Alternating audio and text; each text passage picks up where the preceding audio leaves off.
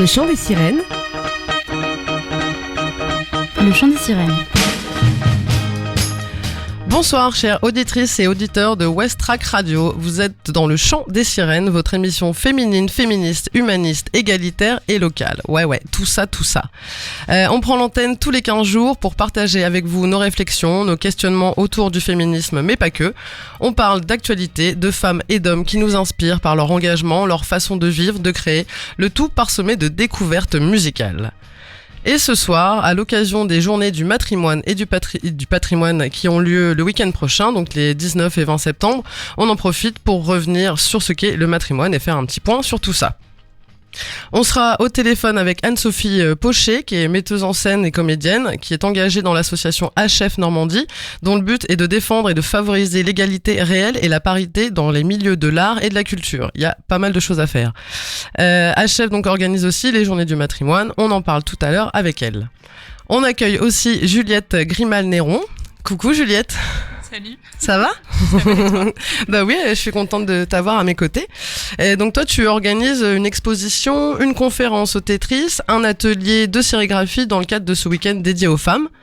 On en reparle. Il y aura une performance aussi. Et une performance aussi. On en reparle dans quelques instants.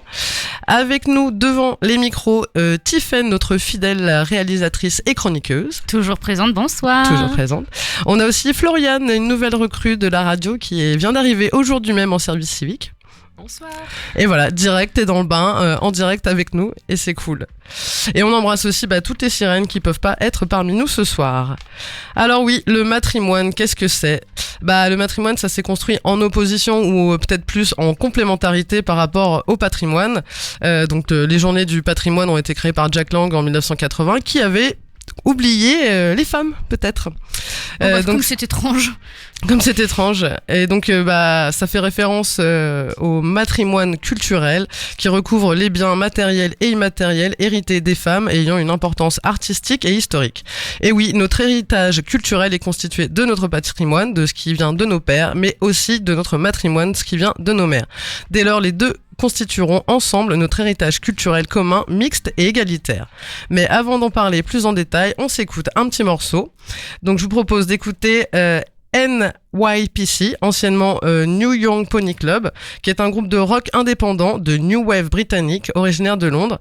Ils font partie du mouvement New Rave et Fluo Kids. Alors j'ai découvert ce nouveau mouvement musical, Fluo Kids, comme les groupes Klaxon, Hadouken, Cassé, De Serre, Sexy.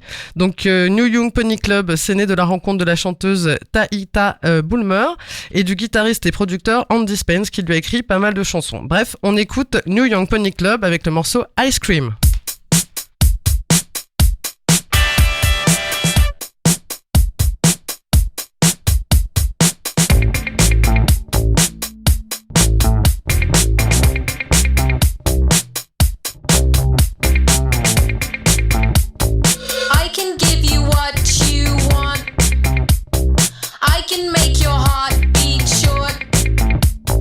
I can make you ice cream. We could be a sweet tea melting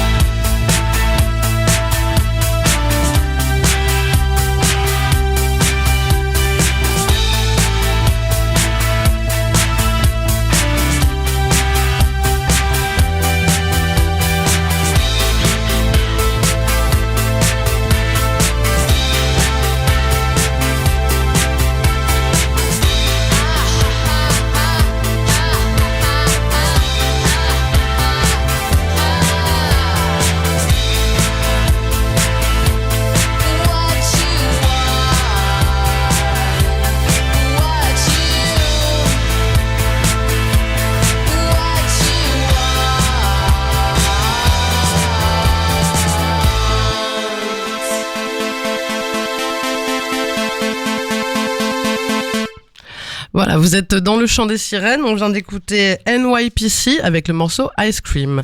Et on continue avec les news.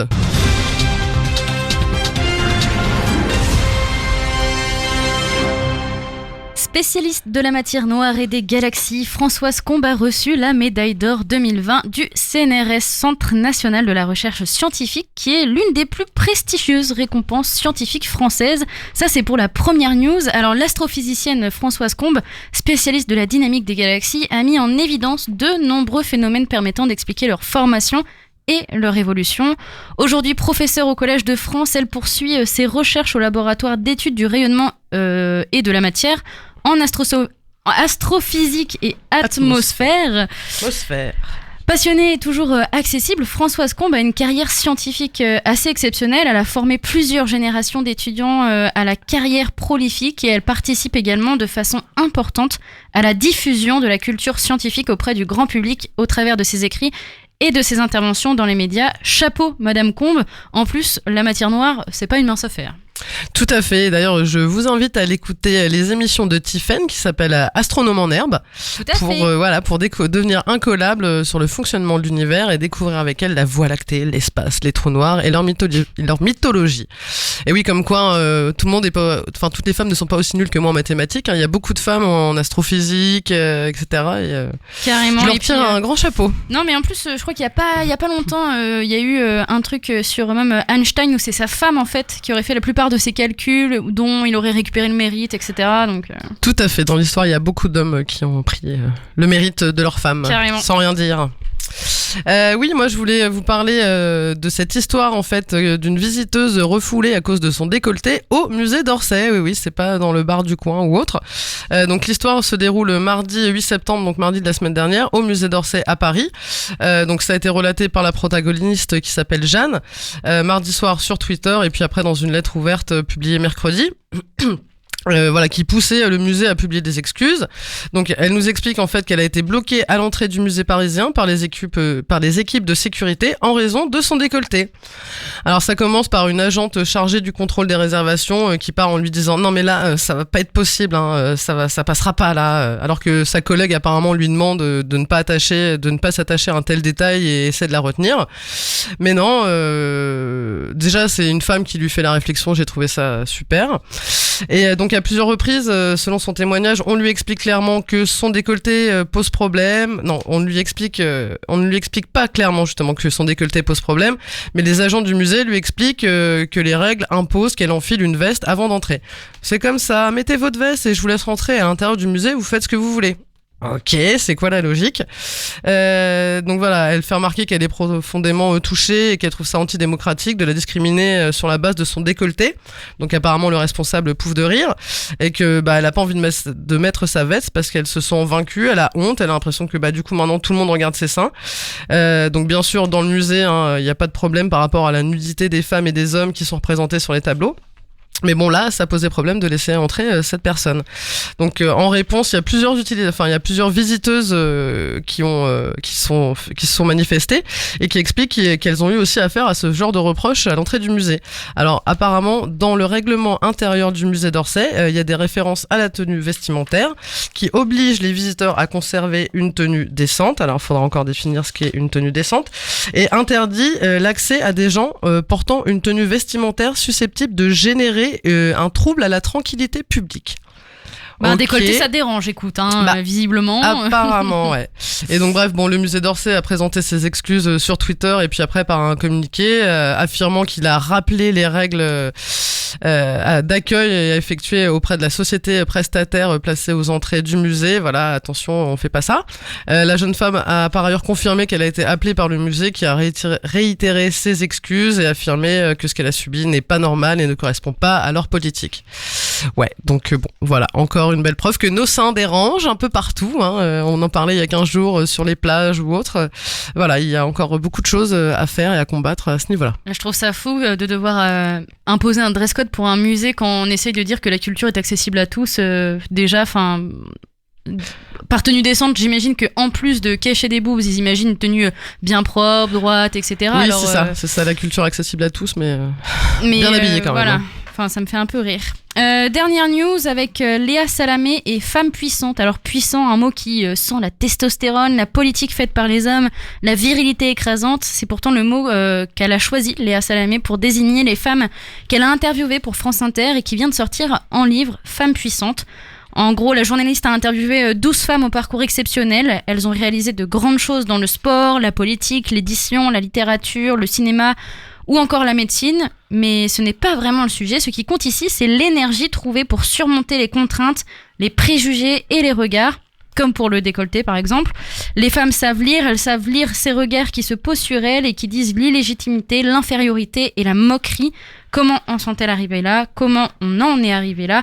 Parce que les femmes sont élevées avec cette idée de la maîtrise, répond la romancière Leila Slimani, maîtrise du désir pour ne pas exciter les hommes, maîtrise de la parole parce qu'il ne faut pas trop parler et rester pudique, maîtrise de l'égoïsme parce qu'il faut élever les enfants. Fin de citation. Des vies faites de réussite, de doute et de discrimination avec les témoignages entre autres de l'ancienne ministre Christiane Taubira, la journaliste Laure Adler, Béatrice Dalle, la romancière Leila Slimani qu'on vient de citer et l'ancienne ministre Nathalie Kosciusko-Morizet ou encore l'ancienne tenniswoman Amélie Mauresmo. Donc voilà, plein de personnalités finalement à retrouver là-dedans. Ça m'a donné envie, en fait, elle est passée au quotidien justement la semaine dernière, Léa Salamé, pour parler de ce livre. Et ça m'a donné envie de lire un peu les témoignages de toutes ces femmes en fait et de leur parcours dans des milieux très machistes. Et du coup, j'ai lu aussi qu'elle avait été un peu clashée sur Twitter, Léa Salamé, parce que voilà, elle dit pour combien de compositeurs masculins, combien il y a de femmes.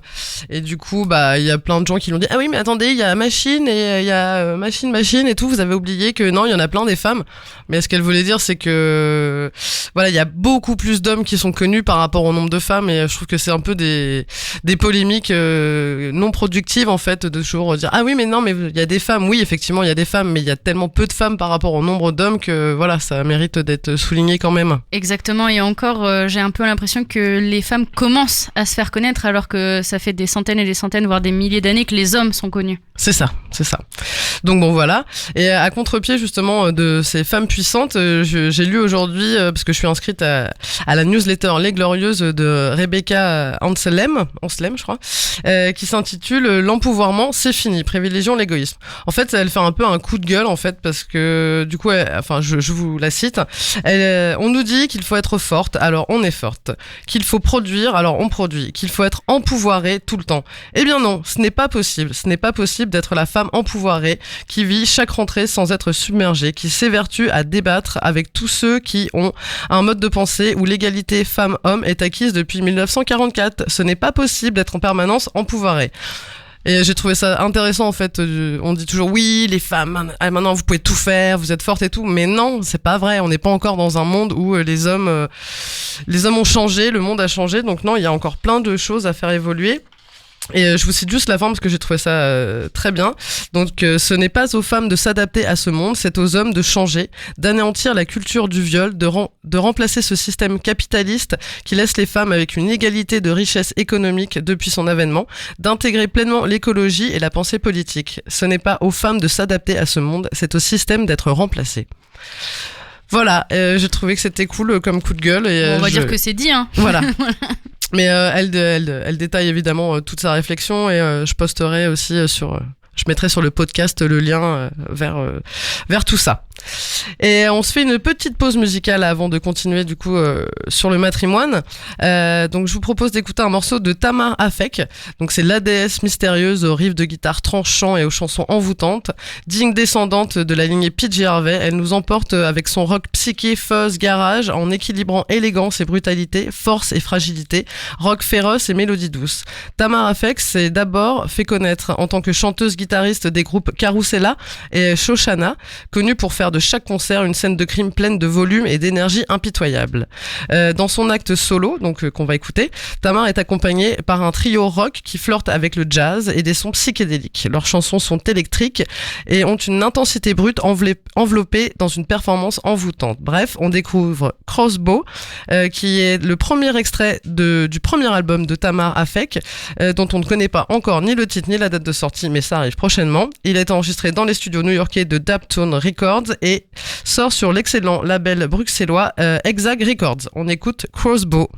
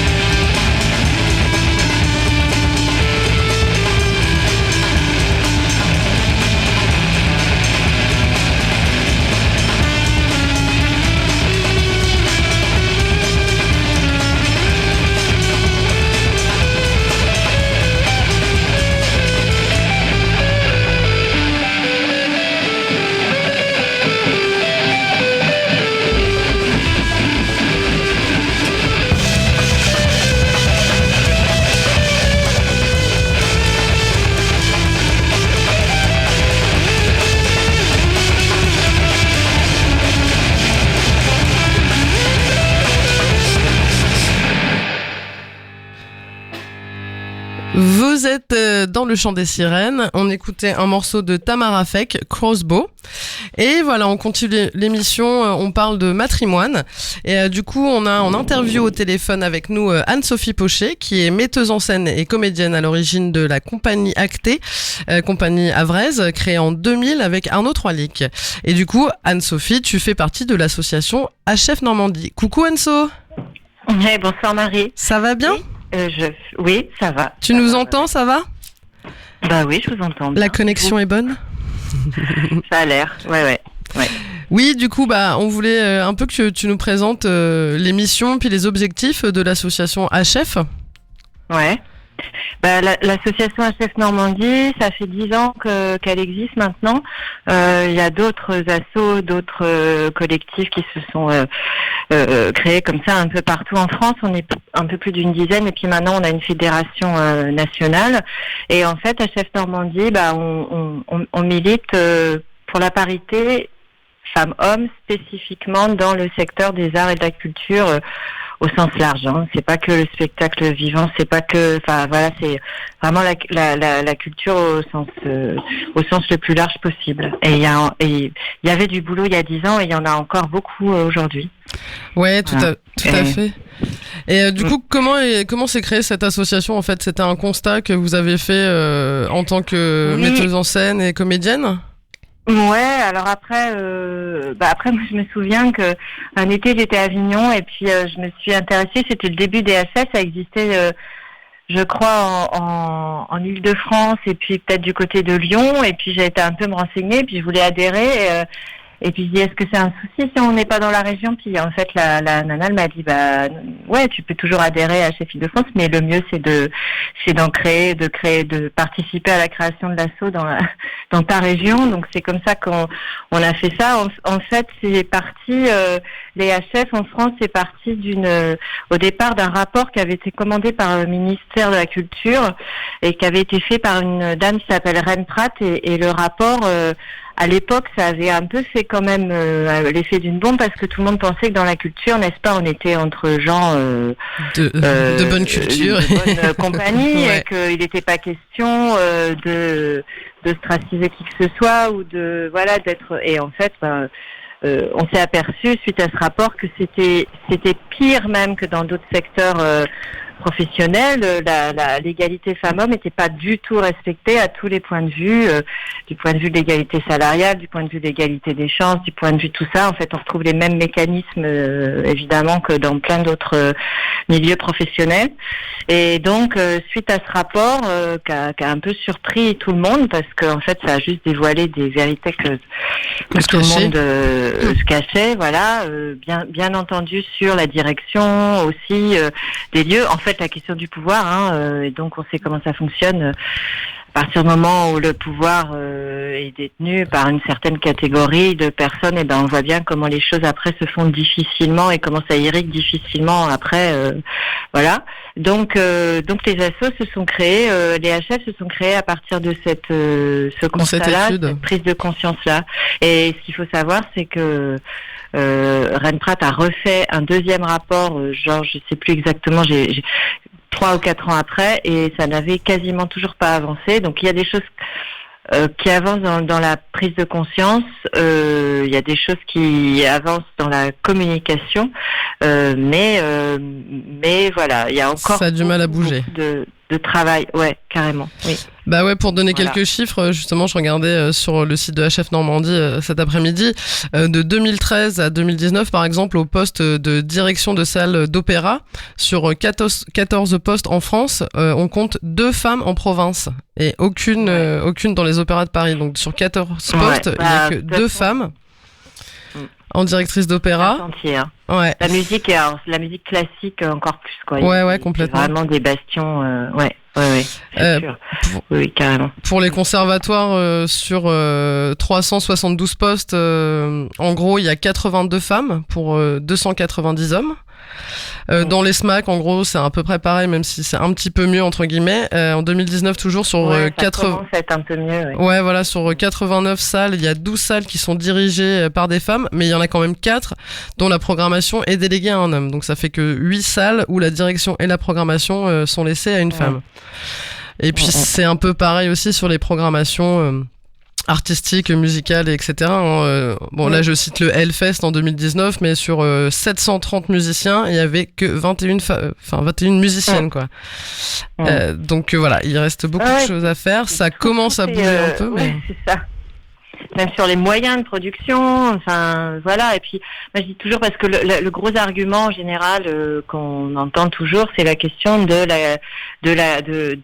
la qualité artistique et du libre arbitre, de dire les mecs en général, les directeurs qui opposent, à qui on dit il y a un problème avec votre programmation, elle est pas égalitaire, elle est pas paritaire, ils disent oui non mais moi c'est des critères, je suis pas, absolument pas, je fais pas attention à ça, je programme qu'en fonction en gros de la qualité, de la qualité, etc. Et c'est d'abord c'est pas vrai, et de deux, je dis toujours que dès qu'il s'agit de respecter la parité, on dit que c'est pas un critère, alors qu'en fait, le boulot du programmateur ou de la programmatrice, c'est sans arrêt de répondre à des critères. C'est son boulot.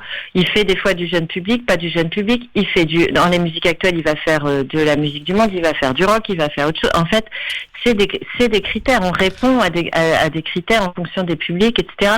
Et donc, juste ajouter dans son critère, le premier, à mon avis, l'essentiel, qui est de dire plus d'égalité pour, en gros, la moitié de l'humanité et des créatrices. Je vois pas pourquoi on s'affranchirait de ce critère, alors que finalement, ça pourrait en être un parmi d'autres, de dire non, tant que j'ai pas mon quota de femmes dans la programmation, je continue à travailler là-dessus, quoi. Oui, puis je pense qu'il faut aussi s'intéresser aux productions faites par des femmes, parce que évidemment il y a plein de femmes qui sont des génies aussi, et voilà, qui sont mal connues, ou peut-être qu'elles n'ont pas la même portée en communication ou autre par rapport à ces personnes-là. Mais bon, je pense qu'effectivement, comme tu disais, quand t'es programmateur, tu peux avoir une volonté aussi justement de mettre l'égalité dans ta programmation, etc.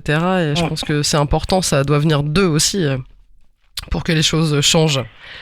Oui. Voilà. Et du coup, HF Normandie, je crois que c'est vous qui organisez les Journées du Matrimoine, parce que c'est la 4e édition seulement. Ouais. Avant, ça n'existait pas en fait, les Journées du Matrimoine. C'était juste. Non, avant ça n'existait pas. Ça fait quelques années qu'on organise ça, à peu près en même temps. Je crois que la première année, ça devait être il y a 5 ans. Les choses ont commencé à frémir il y a 5-6 ans en Ile-de-France, à Paris. Et puis nous, c'est la 4e année. Ça prend de plus en plus d'ampleur. Qu'on organise ça. En gros, l'idée, c'est le matrimoine. Alors déjà, pour dissiper tout malentendu ou quoi que ce soit, le matrimoine, c'est un mot qui existe, c'est pas un mot qu'on invente, c'est pas un néologisme, c'est pas un truc qui sort comme ça. C'est un mot qui existe depuis très longtemps, depuis bien avant même le XVIIe, au Moyen-Âge. Bon, voilà, l'héritage, ce qu'on héritait de sa mère, c'était le matrimoine, et de son père, c'était le patrimoine, tout simplement, en fait. Et puis ce mot, comme plein d'autres, a été supprimé de la langue française par l'Académie française. Mais c'est un mot qui existe, c'est pas un mot qu'on invente. Ouais. Par contre, aujourd'hui, il reste les Journées européennes du patrimoine et les agences matrimoniales. Hein. C'est comme on a tout de suite relégué la question du matrimoine à l'intime et et à des choses de cet ordre-là. Donc en fait, c'est un mot qui existe, le matrimoine, et c'est tout simplement l'héritage culturel des femmes. Donc voilà, nous on présente ça comme ça en disant le matrimoine et le patrimoine sont notre héritage culturel à toutes et à tous.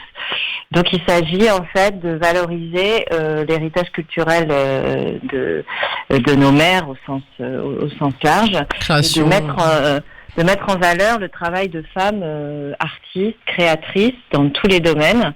Donc des femmes du passé, mais aussi des femmes d'aujourd'hui. On considère que voilà, elles sont en train de les créatrices d'aujourd'hui travaillent au matrimoine de demain. Donc c'est un week-end qui est évidemment en même temps que les Journées européennes du patrimoine et qui est destiné à mettre en valeur le travail des créatrices. Qui ont évidemment de tout temps existé, c'est-à-dire qu'il y a toujours eu des femmes compositrices, des femmes qui ont fait de la peinture, des femmes écrivaines. Il y a toujours eu. C'est juste que, voilà, pendant des siècles, elles ont été invisibilisées et que là, l'idée, c'est de sortir justement de l'ombre un certain nombre de créatrices dont le travail mérite d'être connu. Ouais, tout à fait. C'est vrai que l'histoire de l'art, même en musicologie, a beaucoup été écrite par des hommes, hein, donc je pense qu'ils ont volontairement oublié tout le côté matrimoine. C'est ça. Ça leur faisait peut-être trop d'ombre, hein, on sait pas. C'est surtout qu'avant les professeurs étaient tous des hommes. Aussi, ouais. C'est un ensemble. De toute façon, c'est la question aussi de l'espace public et de l'histoire. C'est cette fameuse question de dire les noms des rues, des places, de l'héritage. Voilà, donc on sait bien qu'il est hyper inégalitaire. D'ailleurs, dans le cadre du matrimoine, là, ça me fait penser, il y a un projet qui se fait à Caen, qui est super, en fait, un collectif qui travaille là-dessus et qui a fait tout un tas de plaques de rue et qui va aller à côté des plaques poser, baptiser plein de rues. Bon, ça, c'est éphémère et c'est chouette, c'est-à-dire aussi, voilà, ça passe aussi par là, par la question de l'histoire de l'espace public, des noms des rues, des noms des bâtiments, et que juste ce soit quelque chose de normal, en fait. Ouais, de se réapproprier aussi tout ça, quoi. Ouais. Oui, je vois qu'il y a en gros 74 projets artistiques et culturels proposés dans 58 lieux de Normandie, c'est cool. Ouais, c'est super. Alors au moment où on parle, il y en aura sans doute moins parce que la Covid oblige. C'est ça, la Covid oblige. Alors, parlons-en, tiens, de la Covid. Eliane Viennot, qui est une linguiste super, que j'ai déjà entendu intervenir plusieurs fois et qui est au taquet sur les questions du langage inclusif et surtout de la question de la démasculinisation et non pas de la féminisation du langage, dit que en fait normalement on devrait dire le Covid parce que tous les anglicismes sont masculins. C'est comme ça en termes de linguistique. Donc en fait, alors ça je sais pas quoi en penser parce que j'ai pas eu le temps d'y réfléchir. Mais je l'entendais dire l'autre jour qu'elle disait comme c'est une maladie, alors les gars ils ont dit on va dire on va pas la féminiser, alors ça. Que tous les anglicismes habituels on les féminise jamais. Il paraît que et c'est vrai qu'en réfléchissant je me suis dit tous les mots qui viennent de l'anglais en fait sont masculins. C'est jamais parce qu'il n'y a pas de c'est du neutre en anglais. Okay. Bon, bref, c'est un détail, mais en tout cas avec la Covid, il va y avoir des choses qui pourront pas se faire, quelques-unes. Sans doute, on n'est pas encore au courant de tout. Je sais qu'au Havre, l'inauguration, le week-end d'ouverture de Terre de Parole qui devait se faire à côté du volcan, on pourra pas se faire. Donc il y a comme ça des petits événements qui sont annoncés sur notre site et dans la plaquette qui pourront pas avoir lieu, mais globalement, je pense que le plus gros des manifestations aura lieu, bien sûr. Donc on est sur toute la région. Ouais. Donc on est sur l'ensemble des départements de la Normandie. Il y a des choses un peu partout, des initiatives soit qui émanent des lieux. En fait, un appel à projet en général début de l'hiver pour demander aux lieux et aux créateurs et aux créatrices s'ils ont des idées, des choses à présenter dans le cadre du matrimoine pour valoriser justement tout l'héritage culturel. Et cette année, on a eu énormément de projets, donc c'est super en fait. Il y a agréablement vraiment. Alors après c'est super. On a eu beaucoup de boulot. D'ailleurs, je remercie 1000 fois et je félicite Faustine Lebrac, qui est notre coordinatrice à HF, parce que nous, on n'est pas très nombreuses et nombreux au CA d'HF et Faustine est coordinatrice. Nous, on est bénévoles et heureusement, on a Faustine qui coordonne tout le projet parce que c'est un gros boulot d'organisation sur l'ensemble des lieux, sur l'ensemble des propositions, etc. Et puis donc, quand c'est possible, il y a des petits apports financiers sur les projets. Donc, grâce à nos partenaires institutionnels qui sont l'État, la région, le département qui nous aident jamais assez bien sûr mais quand même à travailler sur l'organisation de ce week-end. Alors c'est vrai que le matrimoine c'est un truc qui est un peu visible. On travaille toute l'année sur la question de la parité, de l'égalité femmes-hommes, mais le matrimoine, ça fait 2-3 ans là que c'est vraiment le rendez-vous qui nous donne de la visibilité à l'assaut. Ouais. Ok. Justement, tu viens de répondre à ma question sur la programmation, justement, savoir. Donc, c'est une programmation un peu collaborative. Les lieux proposent des projets, vous faites des appels à projets. Les lieux, c'est ça. On fait un appel à projet et soit les lieux ont déjà une idée en disant, moi, je voudrais accueillir tel concert, je voudrais accueillir tel spectacle, etc. Et je pense que ça colle carrément avec la question du matrimoine. Soit c'est des créateurs, des créatrices qui portent un projet qui est en lien avec le matrimoine, mais ils n'ont pas forcément de lieu pour le montrer. Et nous, on essaye de les mettre en lien avec des lieux qui peuvent les accueillir dans ce cadre-là. C'est pas toujours évident parce qu'en plus, on est sur un week-end où les théâtres n'ont pas forcément complètement réouvert à leur programmation. Alors cette année, c'est encore évidemment plus le bazar que d'habitude. Mais donc il y a aussi beaucoup de propositions qui se passent en extérieur. On est un peu dans plein d'endroits différents, quoi. Mais oui, ça se fait de cette manière-là. Il y a, je crois qu'on a eu plus d'une centaine, 120 projets, je crois. Sur la Normandie. On s'est fait des heures de visio là-dessus pendant le confinement. Là, tu m'étonnes. Pour débattre un peu tout ça. On discutait ensemble. Il n'y a pas de... Tu vois, on n'est pas dans une sélection entre guillemets qualitative, c'est-à-dire qu'on n'est pas des programmatrices et programmateurs. HF n'a pas vocation à être programmatrice culturelle, mais c'est juste que il faut que ça ait à voir avec la question du matrimoine. En fait, c'est ça la sélection.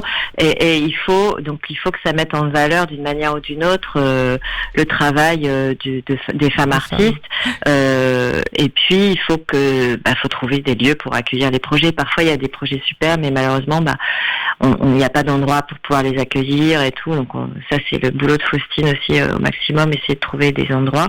Et donc on essaye de sélectionner le maximum de projets. Et là, c'est vrai que 74, on était contents parce que c'est beaucoup, quoi. Bah ouais, c'est clair, sur un week-end, ouais. C'est cool. En tout cas, l'année dernière, ça avait vraiment eu un super écho. En plus, on a une chouette com aussi qui fonctionne très bien. Donc voilà, on commence à entendre parler pas mal des journées du matrimoine. C'est bien.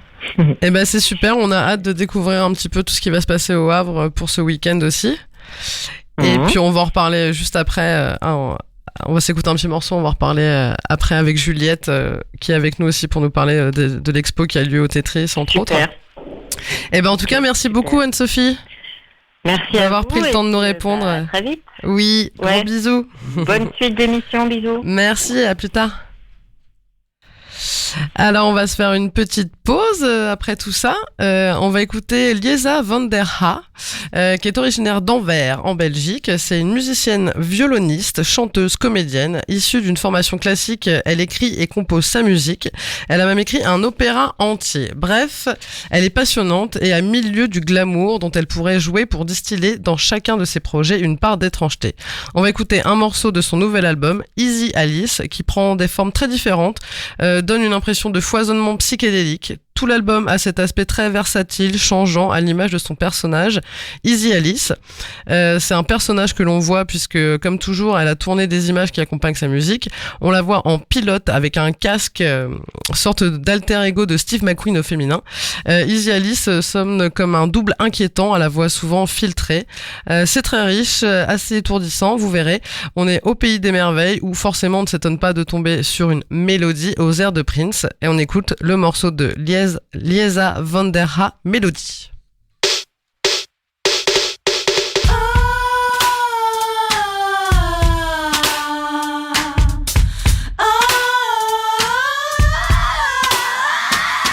Back, shop, shop, back, back, back, shop, shop, shop.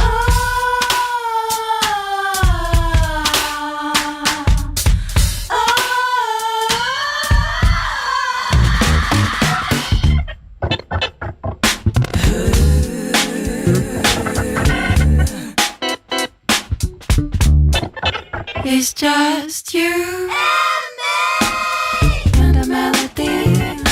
You and me on the melody, baby. It's just you on the melody. You and me on the melody, baby. Don't turn your back on me, baby. No, I got the matches and the house is too dry.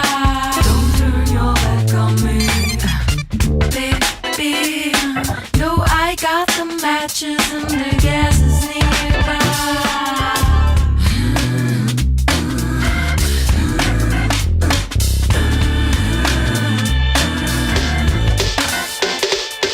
Two outfit, tell me, baby. Trip, lick like the first bar.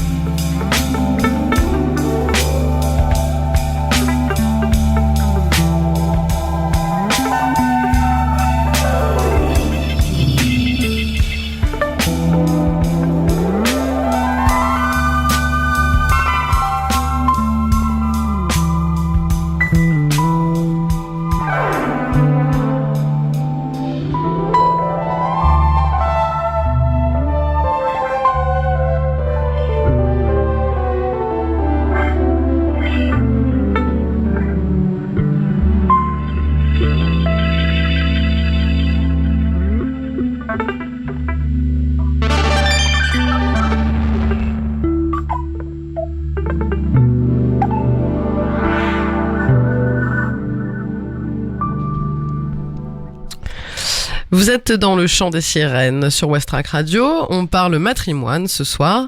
Et après avoir parlé de HF Normandie avec Anne-Sophie Pochet, on enchaîne avec l'interview de Juliette Grimal-Néron qui est avec nous en studio. Salut Juliette. Salut. Déjà, je voulais vous remercier de m'avoir invitée. C'est super cool. C'est je suis avec trop contente plaisir. d'être là. Cool. Et du coup, Juliette, tu as participé, tu as même programmé une expo Tetris, une performance, une conférence dans le cadre des Journées du matrimoine. Et du coup, est-ce que tu peux nous dire brièvement ton parcours, comment t'es venue l'idée de cette expo ? En fait, cette année, j'ai passé mon diplôme de design graphique. Et en fait, ma problématique, c'était l'écriture dans l'espace public comme outil d'émancipation féministe. Ah. Donc forcément, je me suis beaucoup documentée et en fait, cette problématique, elle est aussi arrivée grâce à l'exposition de l'année dernière des Journées du matrimoine de Vivas Nos Queremos, ouais. où la commissaire d'exposition, c'était Léa Collin. Ouais.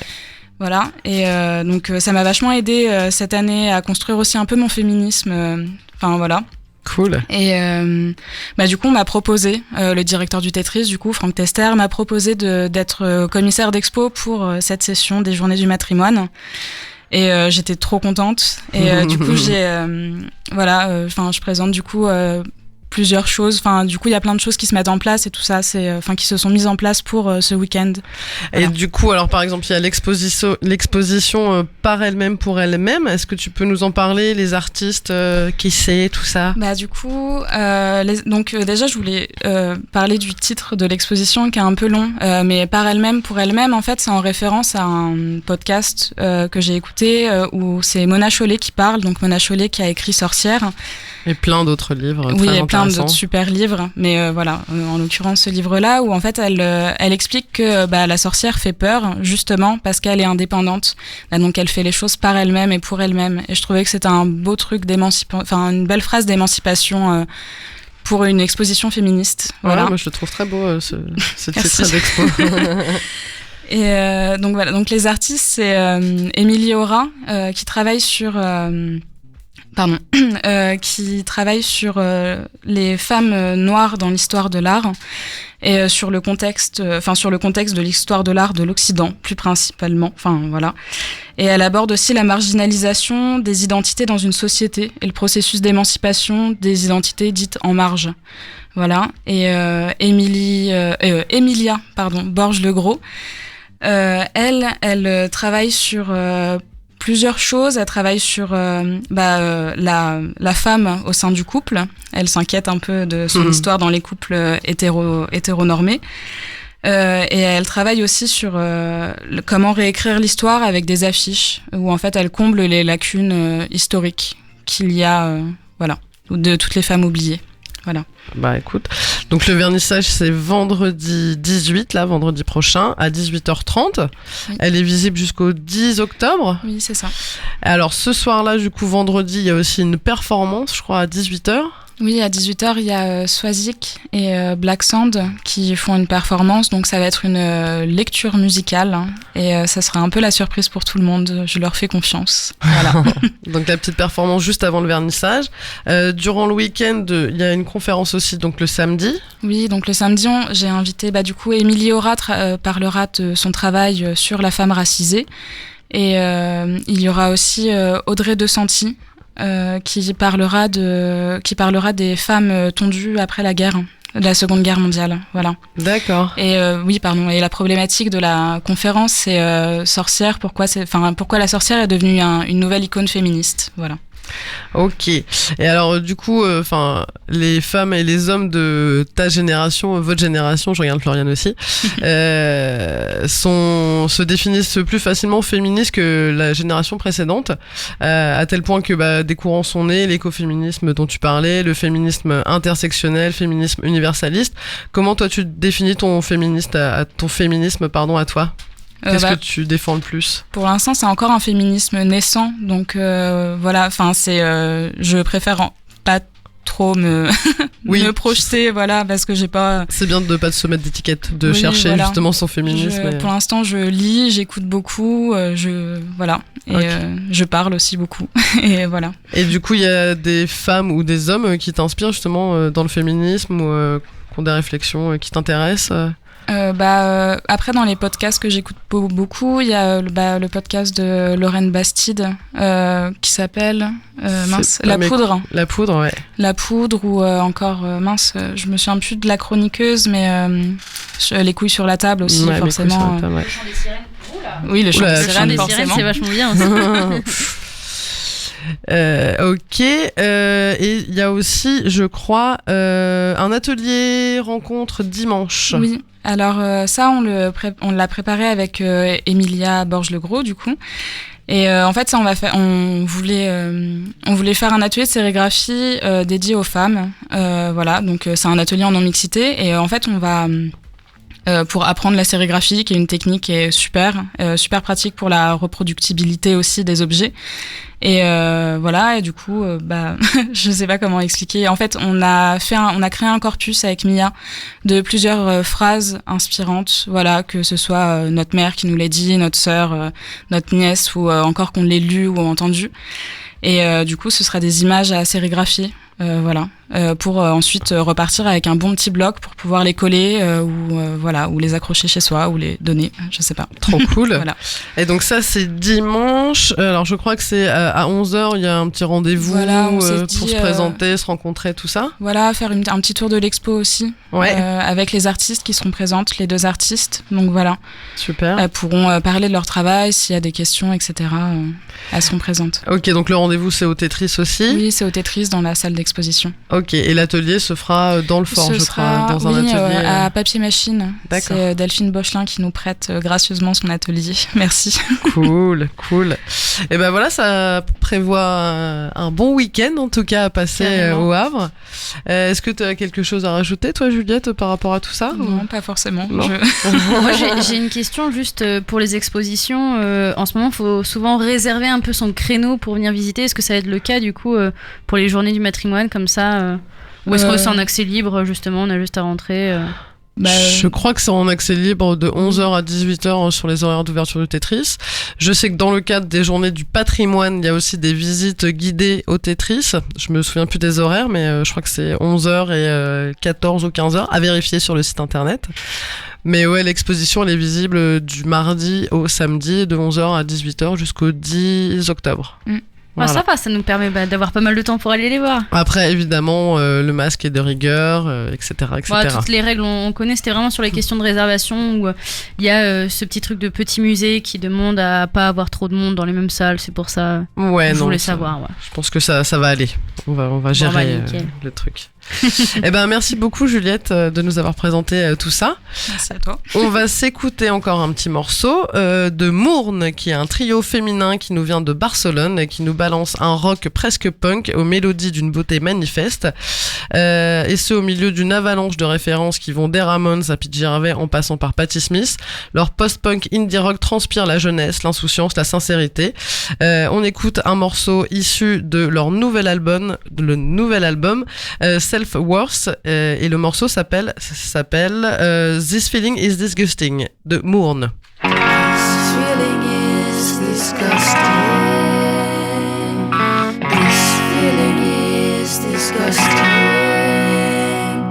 This feeling is disgusting.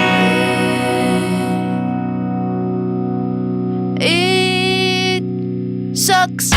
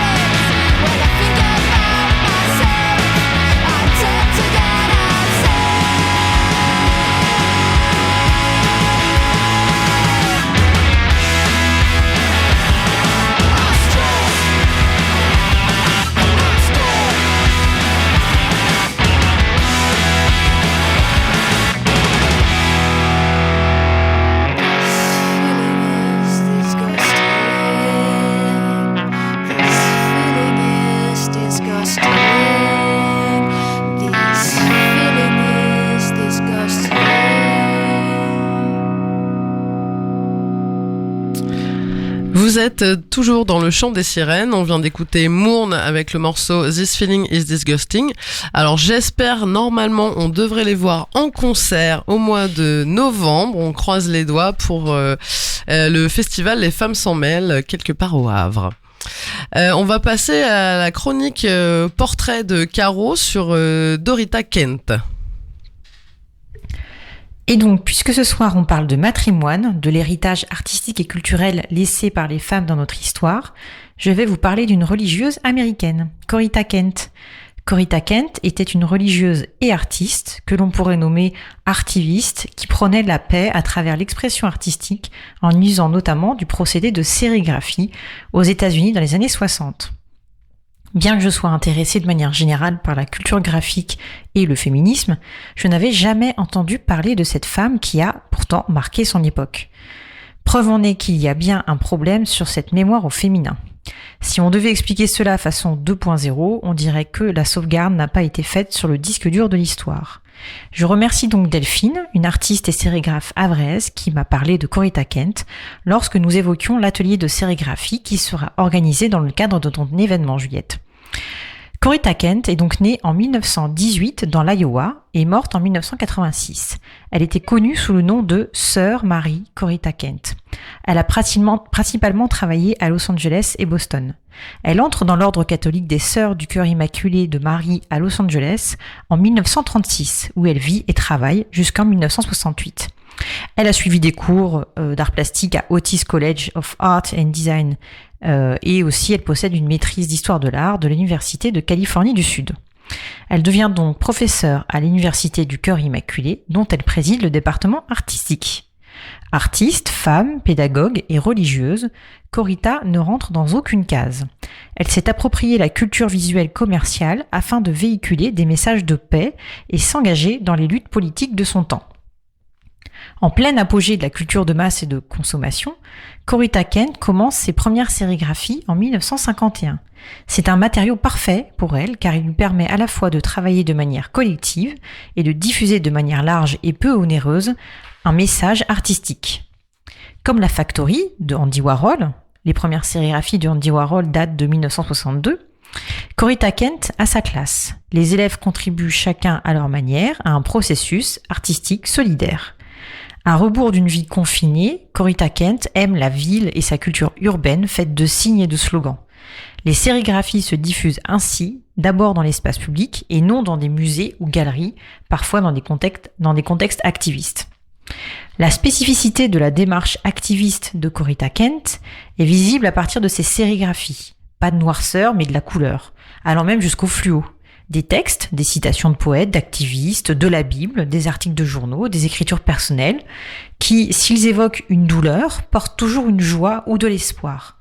Pas de géométrie fermée, mais des lettrages ondulants. C'est une ouverture au ton pop, esthétique naissante de l'époque, tout en essayant de maintenir un propos radical. Slogans, paroles de chansons, versets bibliques et citations d'auteurs s'inscrivent librement sur le papier de façon engagée, indissociable de sa foi, véhiculant des valeurs de tolérance mais aussi de résistance face aux inégalités. Corita organisait également les parades des célébrations mariales de son campus où les œuvres réalisées avec ses étudiants étaient brandies comme des pancartes. Elle encourageait ses étudiants à se rendre dans les supermarchés, les garages, au contact des communautés locales. L'engagement de Corita pour la justice sociale grandit au contact de divers amis comme notamment Daniel Berrigan, un prêtre et poète et militant pacifiste de l'époque. Corita quitte les ordres en 1968 sous la pression de l'archidiocèse choqué par une œuvre utilisant un slogan pour sauce tomate qui célèbre la Vierge comme la plus juteuse de toutes. Voilà, c'est mal passé. Elle sera donc très productive après cette période jusqu'à sa mort en 1986. Il est clair que Corita Kent a fortement compté dans l'histoire du pop art américain, mais cela a été totalement occulté. Ce soir, je lui rends donc hommage et on lui rend ses lettres de noblesse à cette femme pas comme les autres, cette religieuse qui sérigraphiait pour la paix et l'émancipation. Merci Caro, et donc c'est bien Corita Kent et pas Dorita Kent comme je me suis trompée en introduisant la chronique de Caro. Ça arrive, Oui, ça arrive même au meilleur. Surtout au meilleur. Merci beaucoup Caro, je vais aller voir du coup ces sérigraphies là, ça donne très envie. On arrive un peu au terme de l'émission.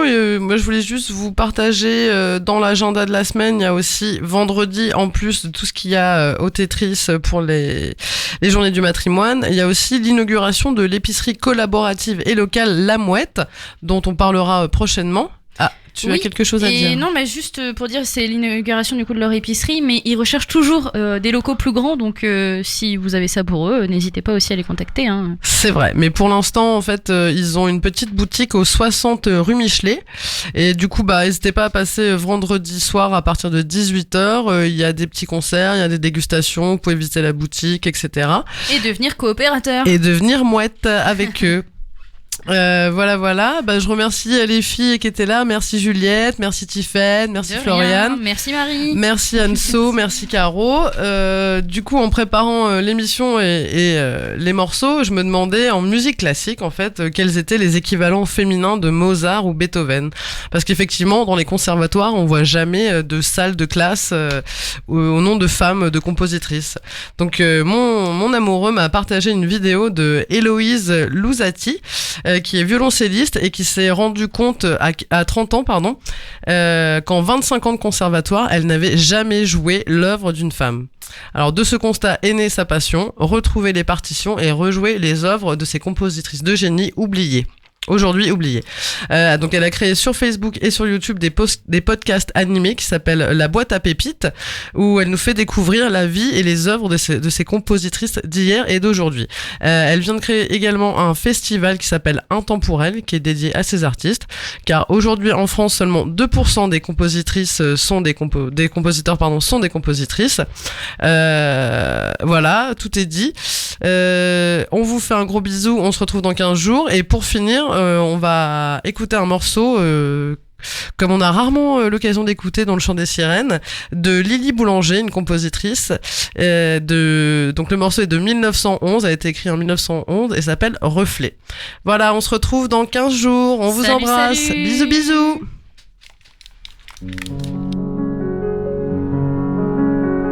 Sous l'eau du songe qui s'élève,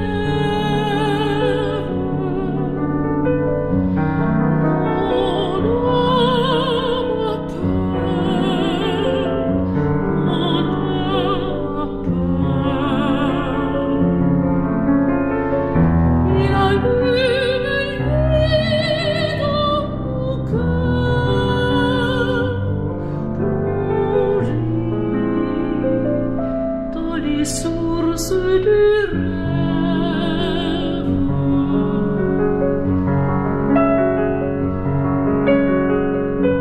Sous la nuit morte des roseaux, seuls les reflets profonds des choses,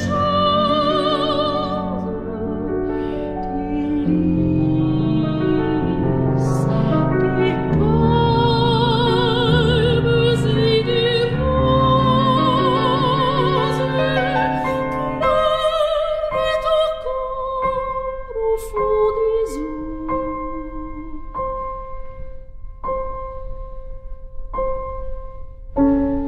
Les fleurs s'effacent.